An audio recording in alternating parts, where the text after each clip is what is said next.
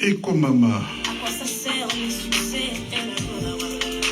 Vous êtes bien sur le 105.4 FM.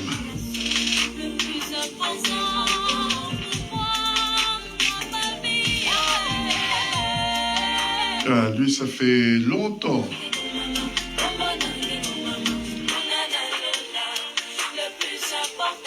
Joseph Mbeka, bonsoir. Bonsoir Papa Jules, bonsoir à toutes les auditrices et tous les auditeurs de Radio Panique Congo Bisso Kaka. Ben, bonne année, mes meilleurs vœux. Bonne année à tous, et vraiment plus que des meilleurs vœux, des vœux de changement radicaux. Avec lui, on va parler de l'actualité, on va parler de la République démocratique du Congo.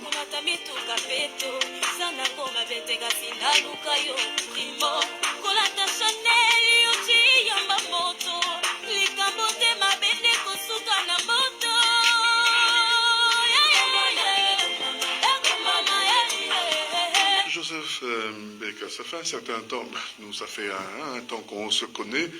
Bon, ça fait un certain temps que tu as disparu de radar. Et plus stratégique ou qu'est-ce qui se passe? On a appelé, et d'ailleurs comme tu m'as mis une jolie caméra qui s'est même modernisée, je vois, tu as fait les frais, Papa Jules. Je vais rappeler que nous sommes venus la dernière fois pour vous parler de la marche panafricaine historique du 18 janvier 2025. Oui. Nous sommes venus ici l'année dernière et nous avons donné un code. On vous a dit, le code, c'est le gant noir.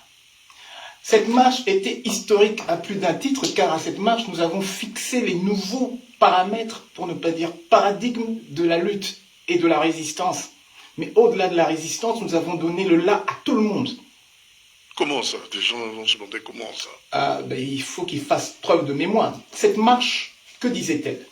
Elle disait, nous nous donnons rendez-vous devant l'ambassade américaine avant, donc le 18 janvier 2025, 2 jours avant la prestation de serment de Donald Trump. Et nous vous avions tous appelés. Parce que c'est un moment chaud, un moment charnière, un moment que nous ne pouvons pas louper. Et ceux qui ont de la conscience ont entendu. On était un petit nombre ce jour-là dans Paris à du moins 2 degrés. Eh bien, on prend également la température de la conscience de toute une communauté. C'est affligeant, c'est alarmant. Mais nous sommes habitués à ce genre de mouvement, à ce retard entre le fait que nous annonçons et la prise de conscience de notre communauté. Ça a toujours été comme ça, mais au fil des ans, cette distance, cet écart ne cesse de s'alourdir. Nous avions dans ce courrier que j'ai rapporté, que j'avais déjà emmené l'année dernière, et avec, s'il te plaît, le recommandé pour bien montrer que Donald Trump non seulement l'a reçu, mais tous les termes que vous entendez Donald Trump utiliser sont contenus dans ce courrier. Donc nous savons avec pertinence, avec l'actualité telle que nous l'avons suivie, que cette lettre a été lue Et plus que lue, elle a été transmise à d'autres diplomaties, dont la britannique, qui par son lord, qui est le ministre des Affaires africaines, a repris textuellement nos expressions, notre narratif. Que s'est-il passé? Nous avions prévenu dans ce courrier, juste avant la prestation de Donald Trump, vraiment je tiens à marteler cela pour que vous sachiez que vous avez des analystes parmi les Congolais. Et je tiens à saluer ceux qui ont participé à l'organisation de cette marche historique. Stemai et Djembo, Peuple Mdibu, Lucien Zata et Giscard. Nous sommes la résistance.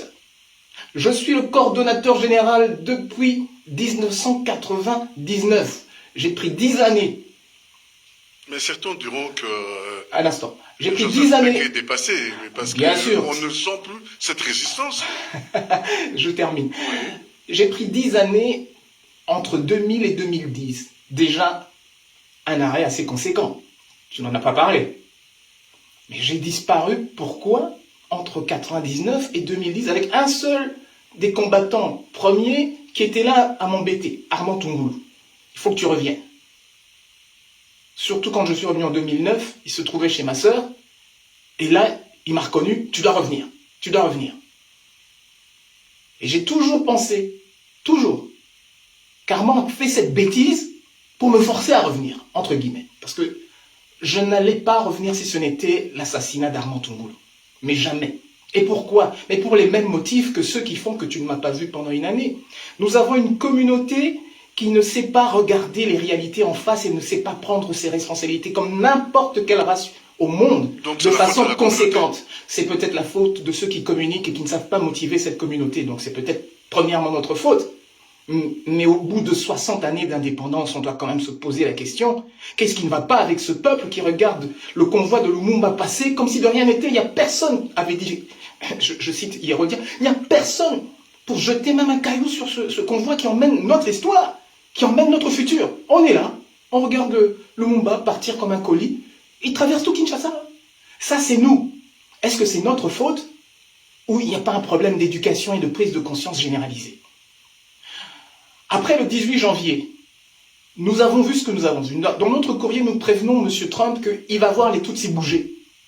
Parce que les Tutsis sont le produit, entre guillemets, excuse-moi de le dire sur ta radio comme ça, mais c'est aujourd'hui pour notre communauté un fait acquis, sont le produit des Bill Clinton et des démocrates. J'ai dit, nous avions dit dedans, vous allez voir, ils vont bouger histoire de vous mettre sur le fait accompli. Et c'est ce que nous avons vu. Donc vous avez des analystes, vous avez des gens qui font des projections et qui tapent dans le mille. Quand vous avez ce type d'intelligentsia qui ne vient pas que de nous, il faut savoir que cette résistance, même si elle est dormante pour le moment, elle est internationale. Nous recevons, entre guillemets, des consultants du monde entier, aussi bien de l'Australie que des Congolais qui se trouvent au Japon, en Corée, que sais-je. On compile le tout, on se dit, tiens, ça c'est intéressant. Mais, pour faire une parenthèse, même nos sœurs, qui aujourd'hui sont au gouvernement, que ce soit Thérèse, que nous on appelait Ingrid, et sa sœur Catherine, mais avant les marches, elles venaient me trouver pour me dire, tiens, Joe, il faudrait faire ceci, cela, et elles tapaient toujours dans le mille aussi. Bon, aujourd'hui, elles ont choisi une direction qui n'est pas la nôtre.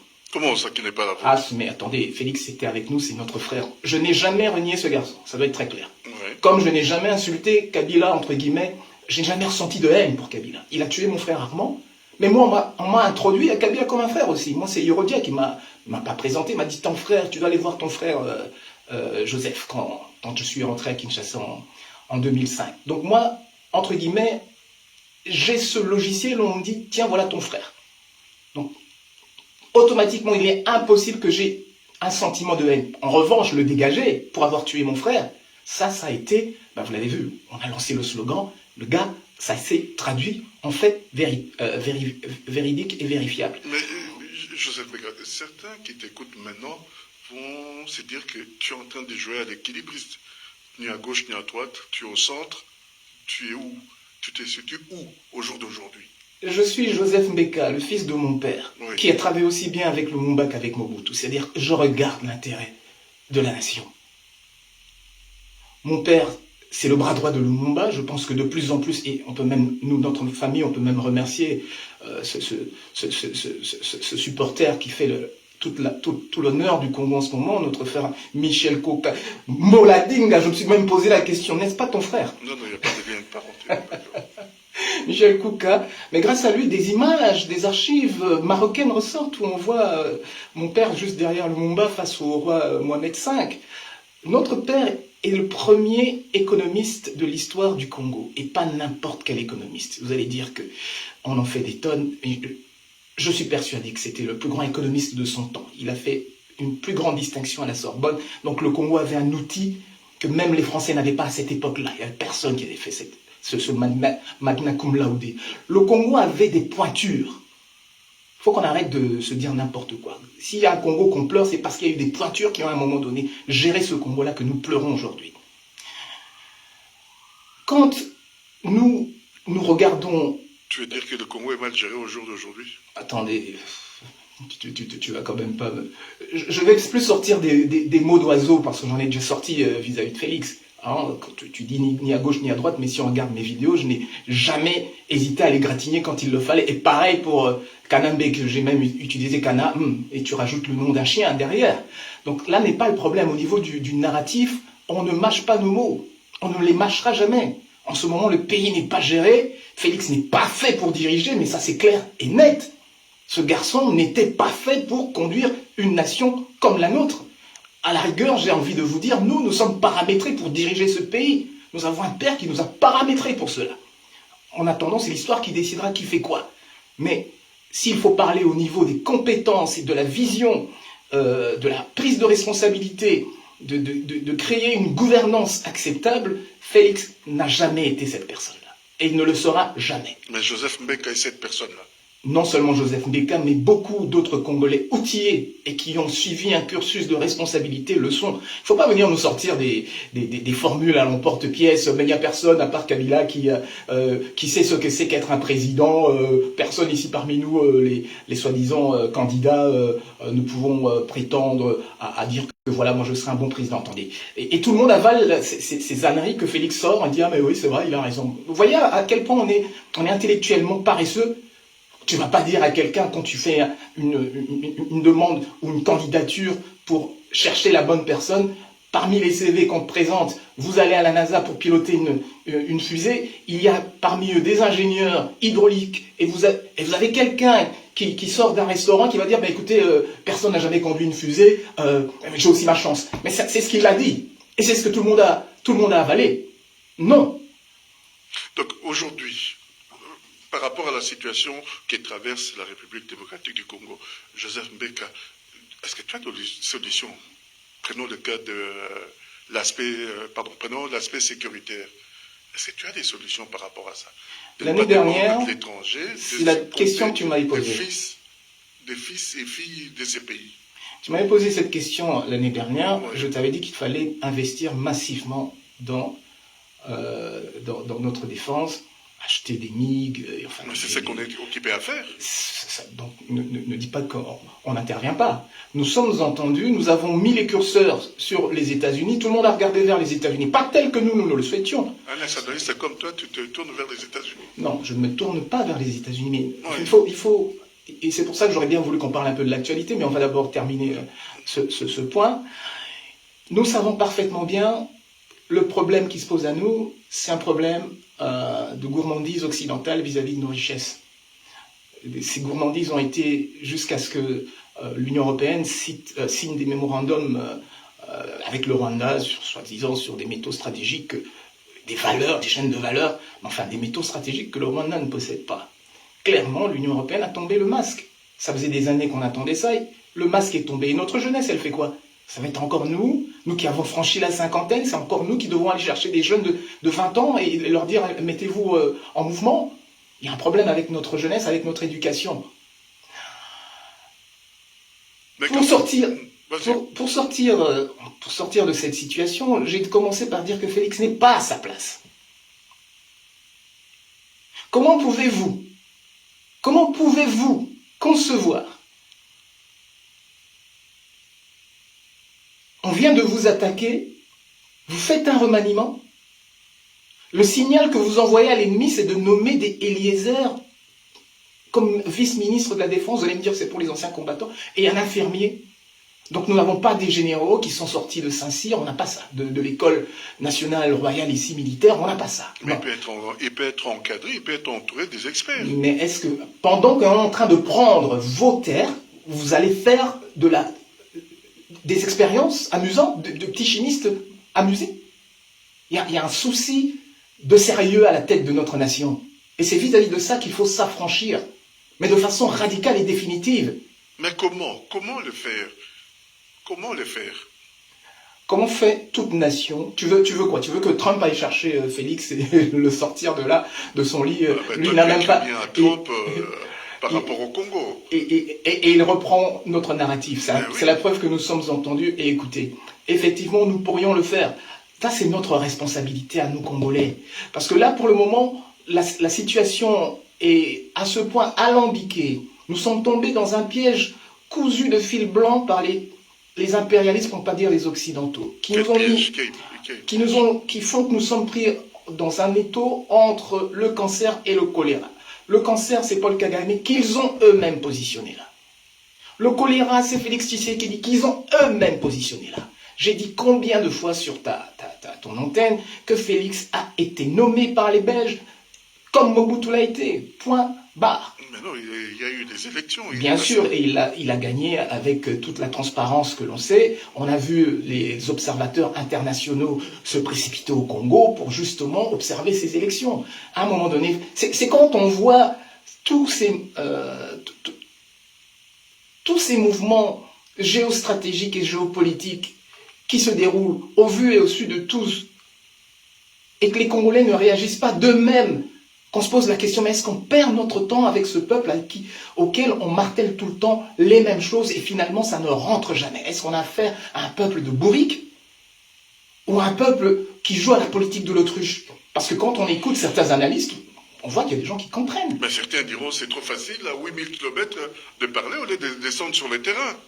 Ce discours, on l'a entendu combien de fois? Et combien de fois j'ai répondu? J'ai donné d'autres exemples. Je vous ai parlé de la Roménie. Ça, c'est un faux débat. Mais il est descendu après. Mais il est descendu sur le terrain. Mais on descend. Faites que les Congolais fassent ce que les Iraniens ont fait, on descendra. Non, ça c'est un faux débat. Le débat, c'est quelle conscience a la communauté congolaise et sur place et dans la diaspora. Est-ce que tout le monde est conscient? Mais je ne passais pas d'autres qui se battent. C'est nous qui nous battons. Et c'est nous qui donnons la dynamique aux autres. Les autres ne font que faire ce que nous avons fait.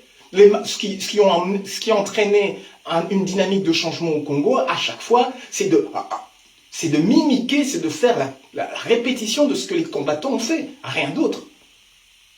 Rien d'autre. De là est parti des mouvements armés.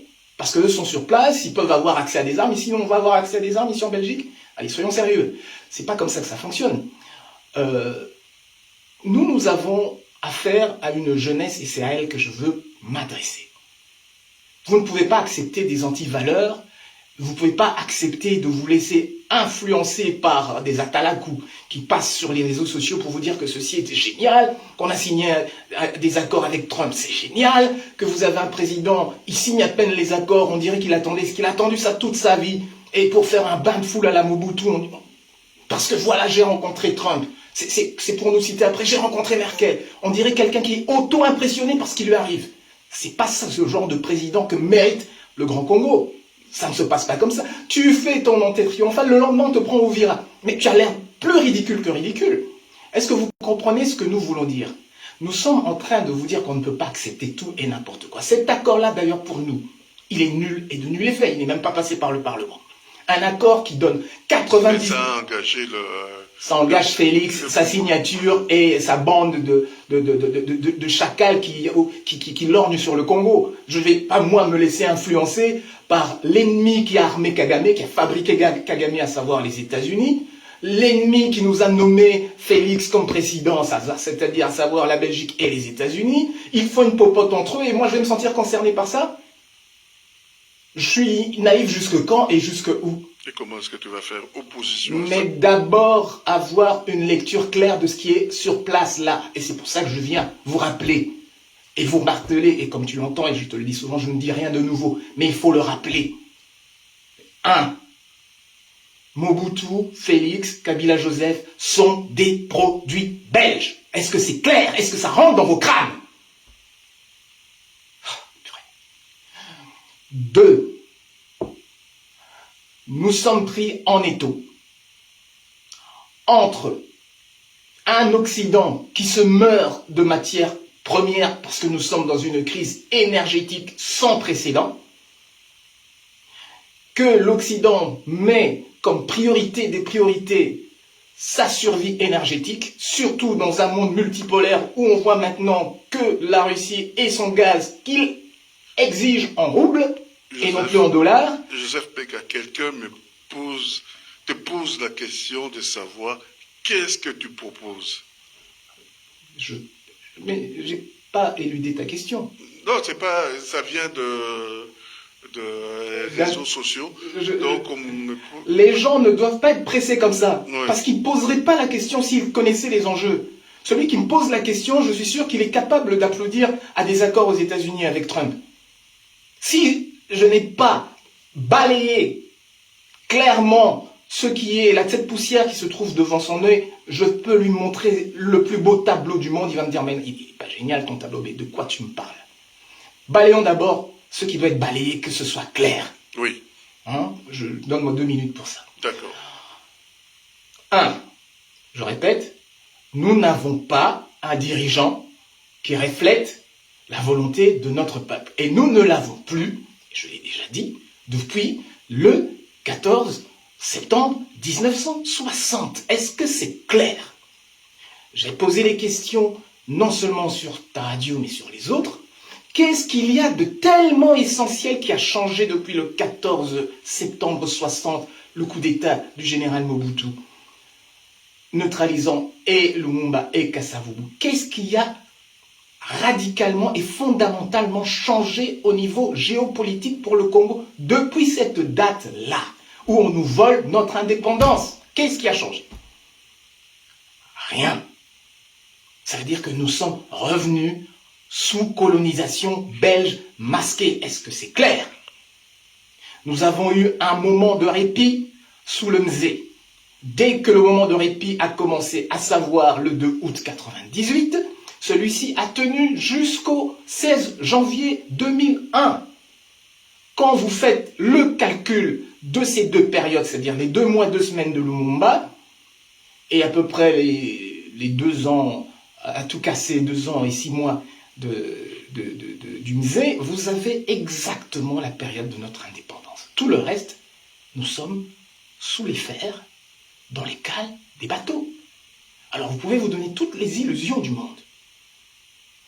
Aller aux élections, et voir même des intellectuels, comme le docteur Mukwege, qui est un ami personnel, et je le salue, mais il n'a jamais compris, et j'aimerais qu'il comprenne cette fois-ci, que quand on se lève contre sa présence à ces élections, c'est pour qu'il n'aille pas se ridiculiser, qu'il n'aille pas participer à une foire, à une farce, à un théâtre, où tout ce qu'il va faire, c'est légitimer un mouvement que l'on a déjà décidé d'avance. Qu'est-ce qu'il faut faire? Il faut arrêter de parler des élections quand on nous parle d'élections. Chaque fois qu'il y a eu des élections, nous sommes venus vous dire ne participez pas, boycottez, n'en parlez même pas. C'est déjà plié d'avance. Tout ce que vous allez faire, c'est être complice de votre propre malheur. Mais nous avons des chroniqueurs qui disent mais non, il faut aller aux élections. On dirait des ânes battés à qui on peut répéter 1000 fois la même chose et ils vont revenir 1000 fois sur la même erreur. Le problème, c'est pas de vous répondre à la question qu'est-ce qu'il faut faire. Le problème, c'est est-ce que vous entendez ce qu'on vous dit? Et quand on vous a dit ce qu'on a à vous dire, est-ce que vous êtes conséquent? Il faut proposer des solutions, c'est ce que demande l'auditeur. Non, l'auditeur, c'est quelqu'un qui a parlé des élections. C'est pas quelqu'un qui a dit n'allons pas aux élections. Non, lui demande... Mais je suis en train de répondre à cet auditeur. Oui, la prochaine fois que je te dis ne parle pas d'élections, n'en parle pas. La prochaine fois que je te dis, et parce que nous l'avons dit, que personne ne se rende aux urnes. Donc, attends, un instant. Il n'y a pas d'élection, quoi. C'est même pas ça. Là, tu fais un raccourci. Je suis en train de parler. Je suis en train de parler pour d'abord. Je pose une question. Je suis en train de parler d'abord pour qu'on s'entende bien, oui. qu'on soit en phase. Ça ne sert à rien d'avoir des leaders que vous n'écoutez pas et de dire tiens, il ne se passe rien. J'ai ramené ici, et je n'ai que ce gant, on vous a demandé, lors des manifestations, venez avec le gant noir. code gants noirs. Il y a eu d'autres manifestations par la suite. J'ai vu des gants blancs. Mais bon, il y a eu 2-3 gants noirs. Il y a un problème. Est-ce que vous savez pourquoi on vous a demandé ce gant noir? Vous savez quelle est la stratégie derrière? Non, on ne peut pas la mettre en pratique parce que vous n'écoutez pas. Soi-disant qu'on n'est pas des leaders alors. On n'est pas des leaders quand ça vous arrange, mais quand il faut aller représenter Armand-Toungoulou, il n'y a personne pour se mettre devant. On se met devant et là vous êtes derrière, vous êtes 5000 derrière. Il y a un souci avec une telle communauté. Je dis, soit aujourd'hui, au bout de... On va te parler à partir du départ d'Armand-Toungoulou, donc 2010. On est en 2016. Quasiment 16 ans.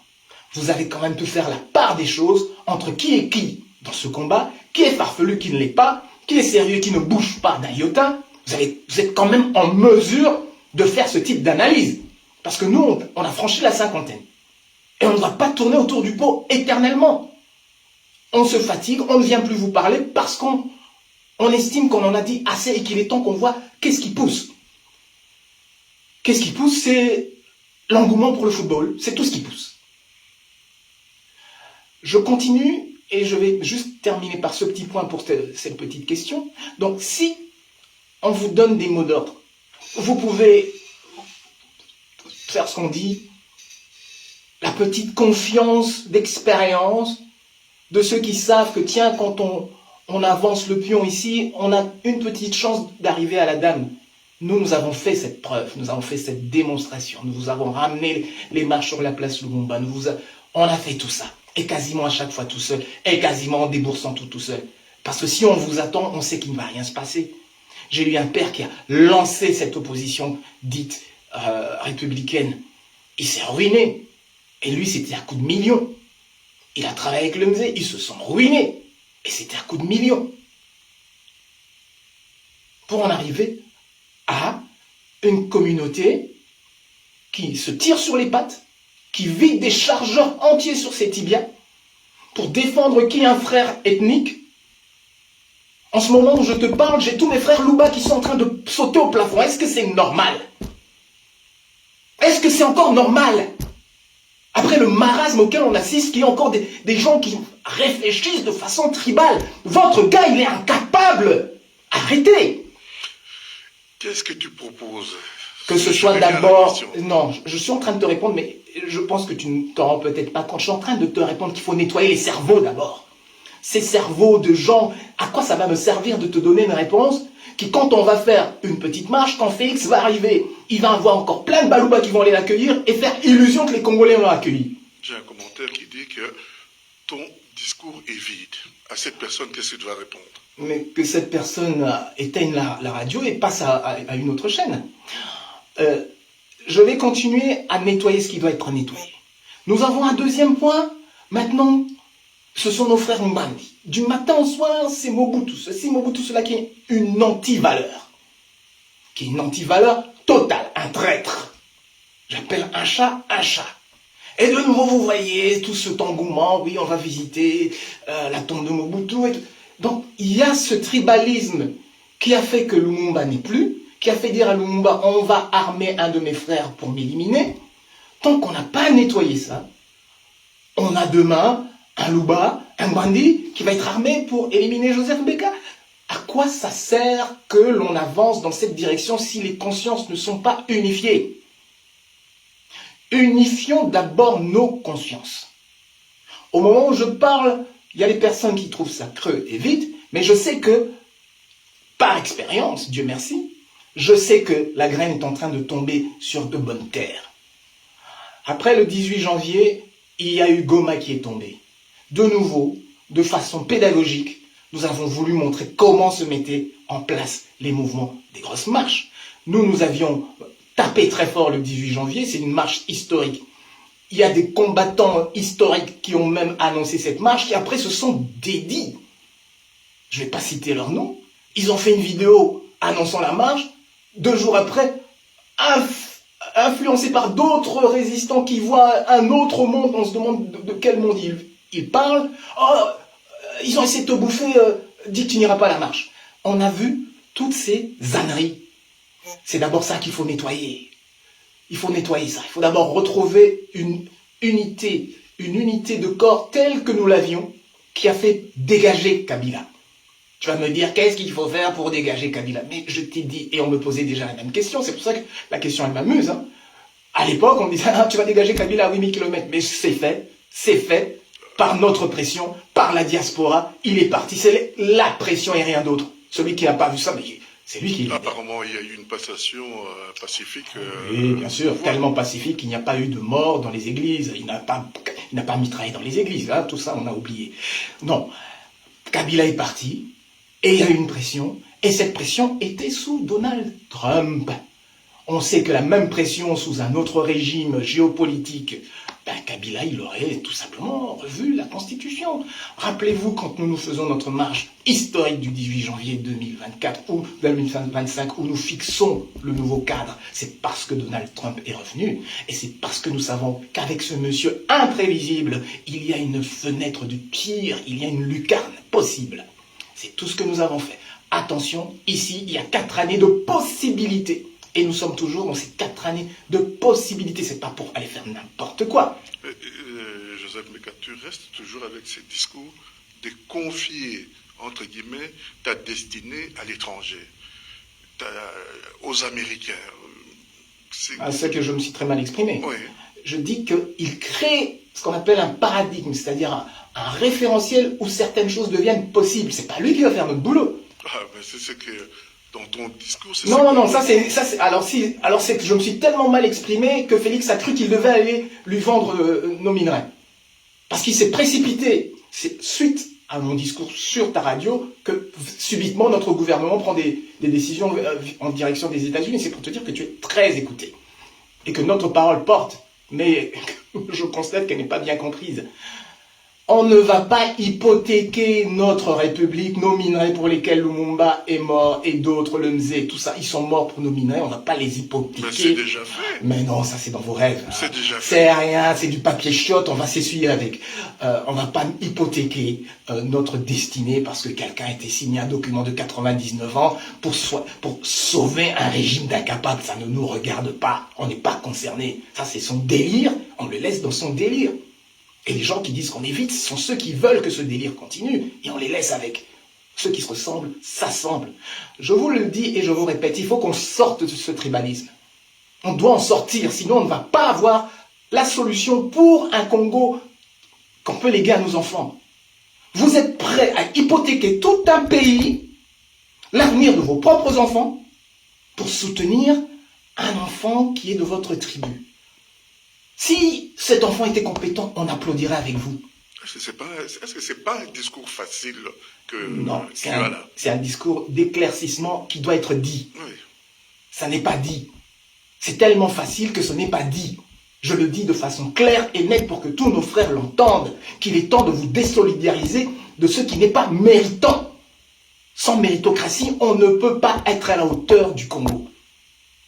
Ce que nous enseigne notre frère, Michel Kouka, c'est que la grandeur reste la grandeur. Comment ça? La grandeur reste la grandeur. Comment ça? Vous voyez ce monsieur s'habille en Lumumba, le monde entier est interpellé. D'abord, ils ne comprennent pas. Mais c'est quoi? Qu'est-ce qu'il fait? Les gens ont oublié même jusqu'au nom de Lumumba. Grâce à ce monsieur, la grandeur de Lumumba est en train de renaître. J'ai même revu des photos de mon père que j'avais plus vues depuis une éternité. Pourquoi? Parce que Lumumba incarne une grandeur du Congo que Mobutu n'incarnera jamais, que Kanambe, alias Hippolyte, Joseph Kabila, Hippolyte Kanambe, n'incarnera jamais, et que Félix Tshilombo n'incarnera certainement jamais. C'est toi qui vas incarner... Moi et d'autres, tous ceux qui ont le Congo chevillé au corps, nous allons incarner ce que nos pères nous ont légué. Et comment ça va se faire? Par le nettoyage que nous venons de commencer. Je ne suis pas venu ici par hasard. Je viens nettoyer. Je ne viens pas dire quoi, comment. On a déjà dit 1000 comment. On a dit les 1000 comment. Nettoyer comment? On nettoie d'abord les cerveaux, parce que c'est un problème dans les cerveaux. Oui. Si ces cerveaux-là ne sont pas en phase, si on en est à regarder le Congo comme la partie d'un cake et non pas un cake en entier, on se trompe totalement.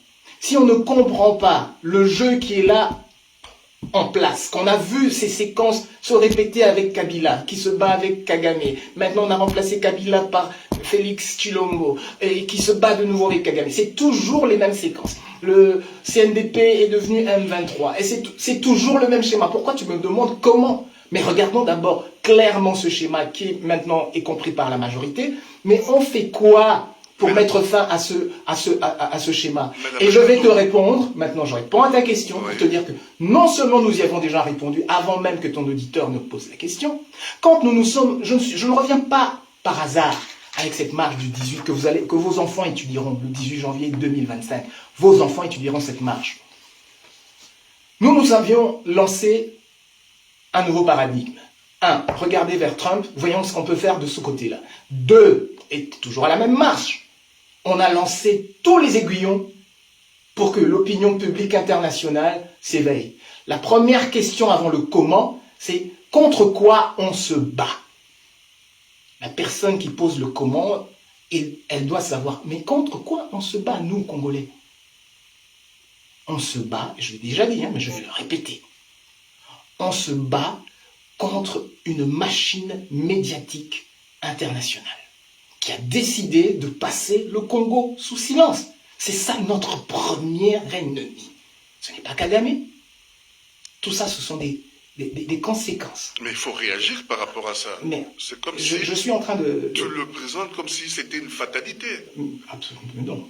Puisqu'on a déjà eu des solutions, c'était tellement une fatalité que Kabila, qu'ils ont protégé à U et à Dia, est parti. Ça veut dire qu'il n'y a pas de fatalité, qu'il y a une action qui, quand elle est soutenue, organisée, elle est déterminée, finit par faire tomber le fruit. J'aimerais nous remettre dans cette dynamique-là, où nous étions, où nous avons vu. Beaucoup ne seront pas d'accord avec toi. Mais déjà, à l'époque où on a fait dégager Kabila, qui était d'accord avec nous? On était très peu, mais on a fait notre taf. On a fait le boulot, on s'en fichait pas mal de ce que disait le commun des mortels, le commun des Congolais, qui ne faisait que commenter sans à jamais venir aux marches, et aujourd'hui qui continue à faire des commentaires. Oh, mais à quoi servent vos marches? Mais bien sûr, Martin Luther King, il était tellement con qu'il marchait. Ou Gandhi, il était tellement con qu'il marchait. Non, ce sont vos questions qui sont connes. Alors, en ce qui concerne... Il n'y a pas de bêtes questions. C'est ce qu'on dit, mais ici, il va falloir faire une exception qui confirme la règle. Alors, en ce qui concerne... le comment, donc il y a d'abord le pourquoi, contre quoi on se bat. Est-ce que vous avez parfaitement encadré que notre ennemi premier, c'est le journal Le Soir, la Libre Belgique, la RTB, RTL, TF1, France 2, Reuters, l'agence belga, l'agence France. Est-ce que vous avez intégré ça? On se bat contre ça d'abord. C'est pas trop facile d'imputer la faute aux autres à chaque fois. Qui vous parle d'imputer la faute aux autres? Mais quelqu'un est venu vous voler, vous dites que vous voulez imputer la faute à votre femme? C'est quoi cette logique-là? N'induis pas tes auditeurs dans l'erreur. On nous a agressés. On nous a agressés. On est venu nous piller. On nous a kidnappé notre père. On l'a dissous dans l'acide et nous, on devrait être responsables de tout ça. Non, il y a des gens qui ont des visées qui sont autrement plus géopolitiques et qui sont autrement mieux organisés que nous, qui n'ont jamais quitté la table de Berlin, il faut le savoir. Ils sont en association permanente pour déstabiliser ce pays qui représente leur futur énergétique, pour ne pas dire plus. Si tu n'as pas saisi cela et que ces personnes donnent des ordres à leurs médias, les mêmes personnes qui ont dissous le Lumumba dans l'acide, la finance internationale, comme dit Kassavubu, qui a dissous le Lumumba dans l'acide, c'est la même finance internationale qui donne ces injonctions à leurs médias. Alors, par rapport à ça, c'est maintenant que je t'ai donné ton premier ennemi, toi qui m'as posé la question que ce que je dis est vide, tu vas faire quoi? Tu lui retournes la question, c'est la question que lui te pose. Je viens de lui donner la réponse. Ouais, toi, tu indexes, mais tu ne donnes pas la solution. Je lui ai donné la réponse que notre premier ennemi, c'est lui. Je te montre, tiens, voilà, c'est lui qui a volé. Oui, mais qu'est-ce que tu proposes? Non, je dis, voilà. Mais qu'est-ce que tu lui proposes? attends, on ne propose rien. On sait ce qu'on doit faire. Ah non, c'est trop facile. Mais je sais que tu es en train de jouer avec moi, mais c'est... Ah bah ça, ton salamine. Oui, c'est ça que la personne te demande. Ah bon, ben qu'est-ce que tu proposes? Je ne vais pas rentrer dans ce jeu-là. Ah mais, non, ça c'est trop facile. Alors, toi tu indexes quelqu'un, mais tu dis que non, moi je ne vais pas donner des solutions. Moi je m'en Ça fait longtemps qu'on ne s'est plus vu, papa, qu'on peut rigoler entre nous, donc ça va. Mais toi tu dis que non. Moi, je t'ai montré les problèmes, mais je ne te donne pas la solution. Non, la solution, on l'a déjà démontré en faisant ce qu'on a fait pendant 10 ans qui a dégagé Kanambe. On a fait nos preuves. Regardez nos vidéos, regardez, sachez reconnaître à qui vous devez confier votre peu de temps que vous avez sur les réseaux. Parce qu'aujourd'hui, vous êtes débordés à regarder du n'importe quoi. On vous remet quelques cadres pour que vous, de vous-même, dans ce marasme, dans ce labyrinthe d'images qui vous est servi, qui vous empêche de réfléchir, que vous sachiez vous canaliser par vous-même. Je viens également pour ça, pour que vous alliez rechercher l'information à la bonne source. Pas passer votre temps avec des atalakou qui vous font des pilipili mata en permanence en vidéo et que vous n'apprenez rien. Joseph Mbeka, aujourd'hui, le Congo est en train de traverser une période difficile, surtout par rapport à la situation dans l'Est de la République démocratique du Congo. Qu'est-ce que tu proposes? Cette question tellement lancinante. Est-ce que cette situation est nouvelle? Tu me poses cette question comme si elle était nouvelle, cette situation. Mais, en 2006, en 2003, Sun City, c'est le même schéma. Ce schéma n'a pas changé. On vous a proposé des 1+4. Il y a des gens qui vous parlent de dialogue. Vous avez déjà vu que tout ça ne fonctionnait pas. C'est la solution que l'auditeur te demande. Qu'est-ce que toi, Joseph Mbeka, au jour d'aujourd'hui, tu proposes? Je viens de vous dire, 1. Unifier votre schéma de pensée. Tant qu'il n'y a pas ça, il n'y a aucune proposition sérieuse à vous faire. Quand vous nous envoyez le schéma, on vous demande juste une chose, et je suis venu avec ça. Code gant noir. Vous nous envoyez le signal, on reçoit, on met un gant noir. Alors on va, eh bien si c'est ça et que ça marche, c'est très bien parce que les noirs ont eu leur droit civique. Alors si ce gant noir, on le voit, quand vous allez aux marches avec ce gant noir avec fierté. C'est pas ça qui va. Attends. Mais c'est pas ça qui va. Mais que tu savais toi ce qui allait dégager Kabila? C'est pas ça qui va libérer. Est-ce que tu savais ce qui allait dégager Kabila? Non. Nous avons fait notre taf. On vous a dit venez avec ceci. On a dit Kabila assassin. On a dit tout ce qu'on veut dire. Et vous allez me dire que c'était par hasard. Et voilà, la comète est passée. Et Kabila a eu peur. Il a fui.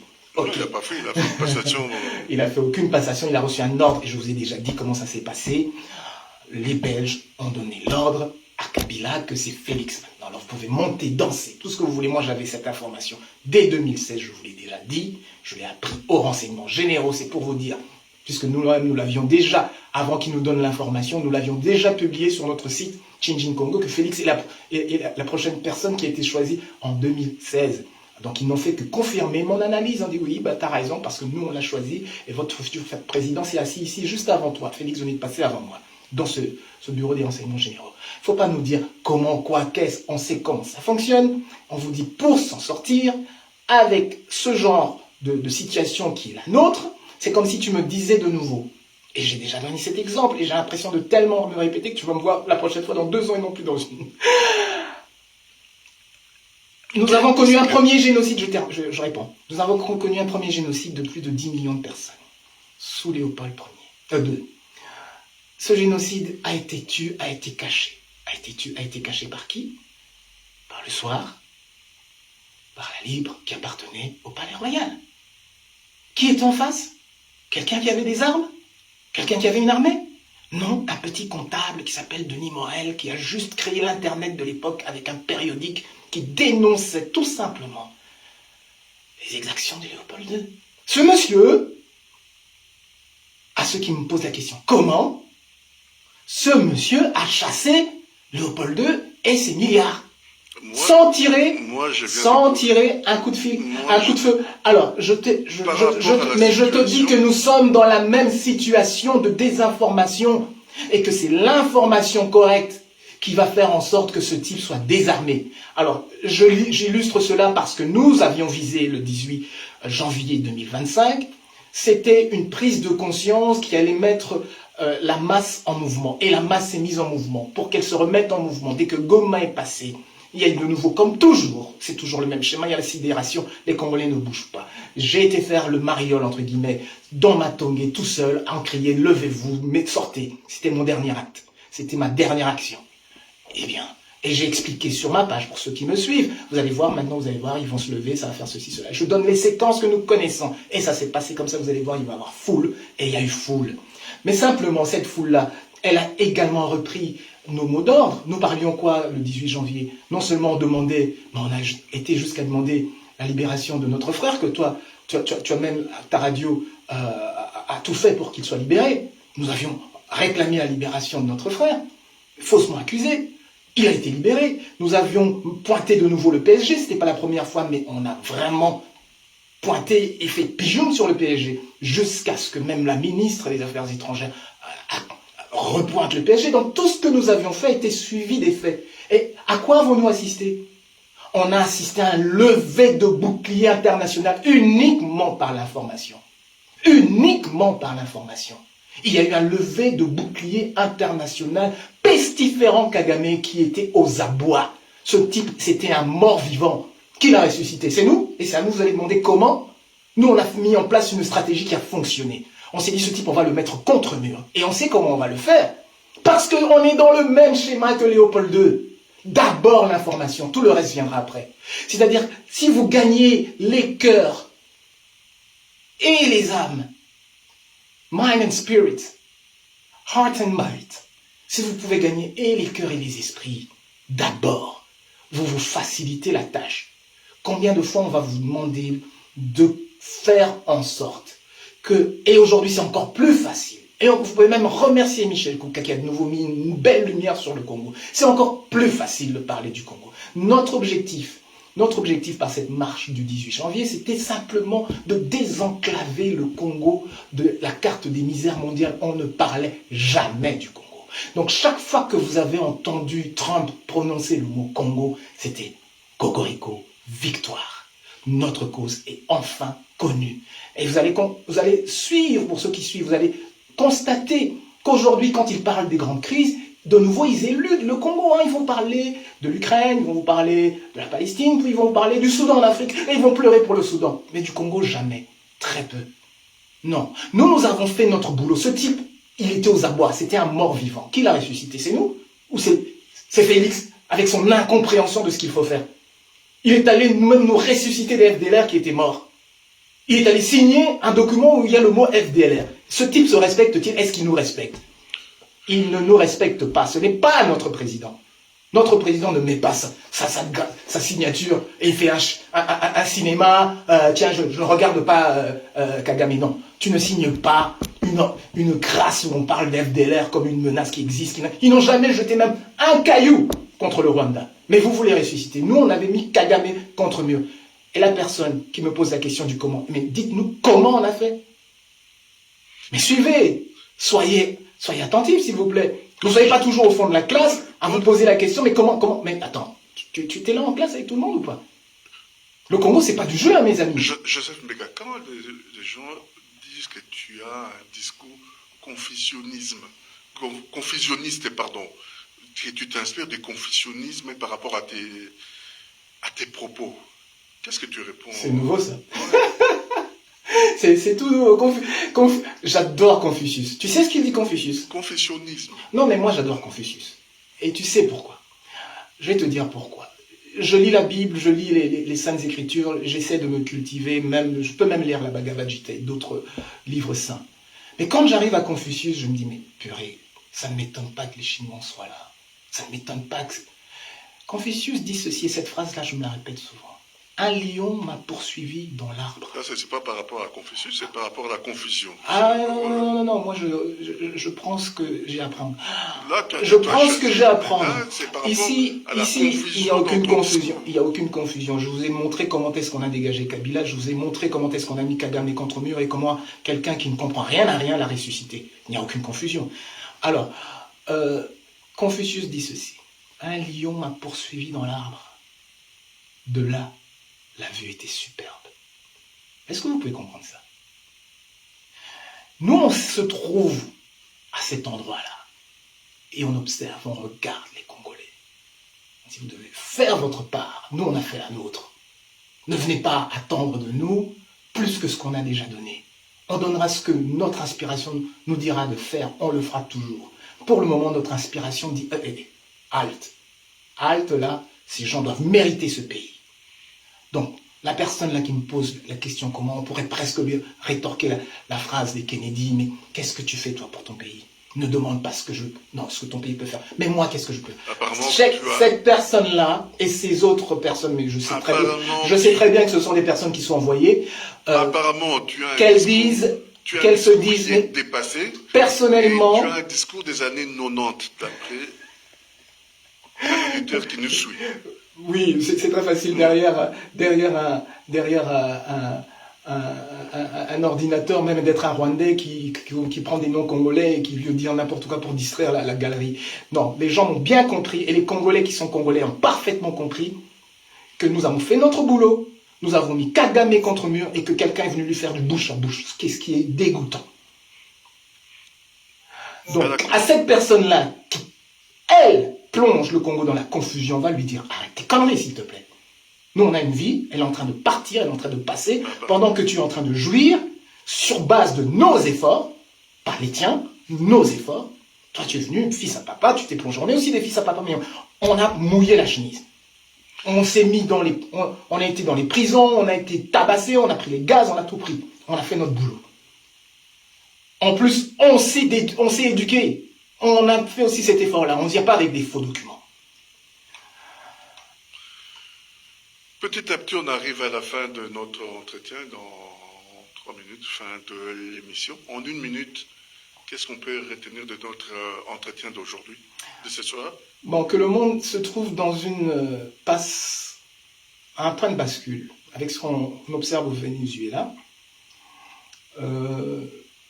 Et le Congo doit comprendre qu'il s'inscrit dans ces événements géostratégiques.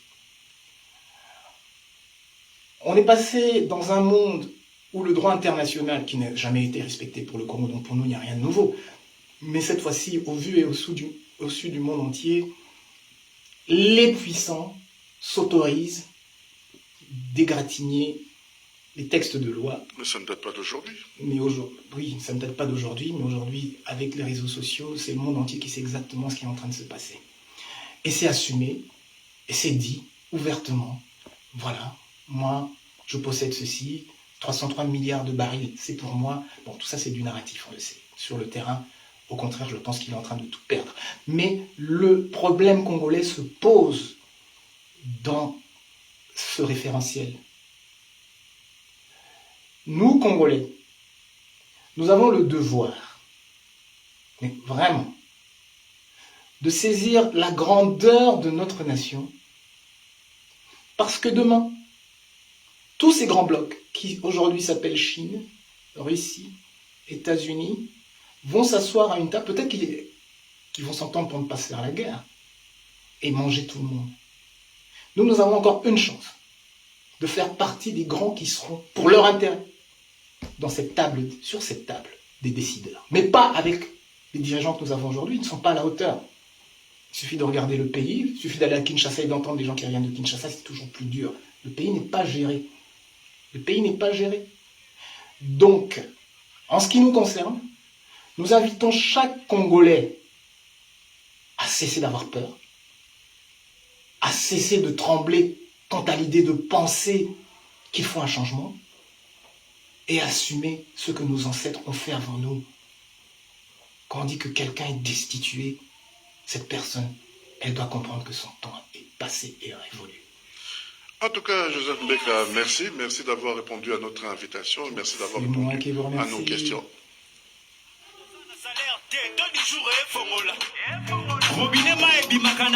En tout cas, merci à toutes les personnes que nous ont suivis sur les 105.4 FM. Je vous donne rendez-vous vendredi prochain.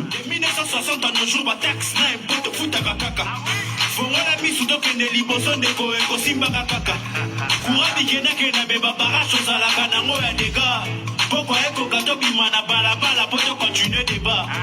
Tu vas couper sa binote, on va kabiso. Ah, on va ebelemi. Congolais, tu vas lober la nani. Tu vas faire des ananas. Tu vas taler la nani, tu vas lever ma camba pour tout nana.